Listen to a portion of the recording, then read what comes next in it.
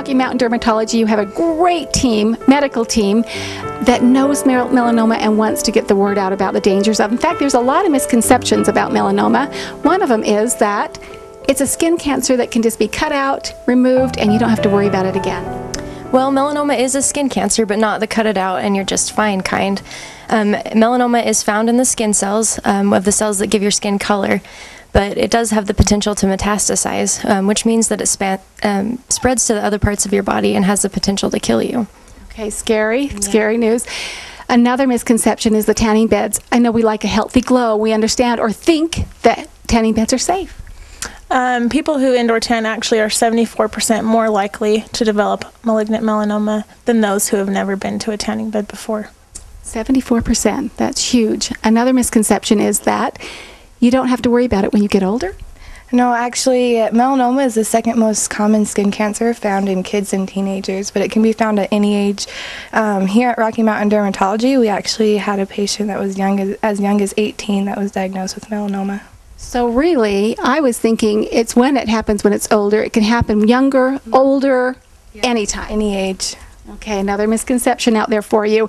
Okay, another one is that, let me read my notes here, melanoma is rare and it won't affect me or someone in my family. Actually, in the United States, every year, 120,000 people are diagnosed with melanoma, and it's estimated that it will kill 8,790 people.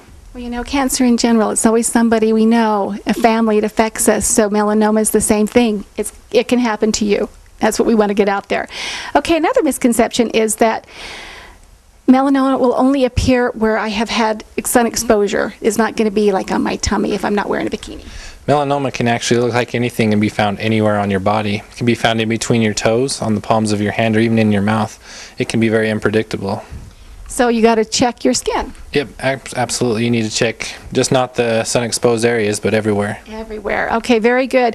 And then this is an interesting misconception. If you wear sunscreen, you'll become vitamin D deficient. That's interesting. Is that true? No, it's not true. Actually, the benefits of using your sunscreen far outweigh the risk of becoming vitamin D deficient. You can get vitamin D in lots of ways, by taking supplements or by eating a vitamin D rich diet. You know, you can eat things like broccoli or milk. One bad sunburn before the age of 18 doubles your chances of developing a melanoma.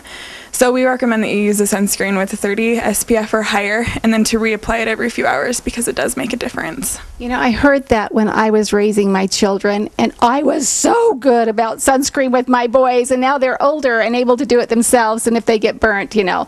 But babysitters were always required, no sunburns. Okay, another misconception is that genes don't really play a role in melanoma. It does, in fact, play a role. If you have a family history of melanoma, then your chances are greatly increased. My mom was diagnosed with melanoma when I was only about 2 years old, so I've brought her here today to kind of share her story about how she found her melanoma. Well, and if you were 2 years old, it's a success story, I'm going to say, because here you are to share it with us. Tell us your story. Well, I had a little bit of an itchy spot on my back for a day or two, and I asked my husband what it was because it kind of hurt when I would scratch it, but kind of like a mosquito bite. He looked at it, said it looked like a little blood blister or something under the skin. And so 2 days later or so, I dropped a couch on my toe and broke it, and I was headed to the doctor, and my husband looked at me and said, "Don't come home unless you have a doctor look at that thing on your back." I didn't know anything about malignant melanoma or skin cancers. I was a little bit embarrassed. Really didn't want to have the doctor looking at my back, but I got brave enough because I knew I wouldn't welcome home. So I did. I showed the doctor as we were ending the visit, and he kind of threw my shirt at me and walked out the door and said, "Follow me." So I'm trying to get my shirt on as I run down the hall with him, and he took me over to this was in California, and he took me over to the dermatology department and set me in a little broom closet and grabbed the dermatologist. She came in and took a look at it and said, "If you could stay in half an hour, I'd like to cut that out today." Wow.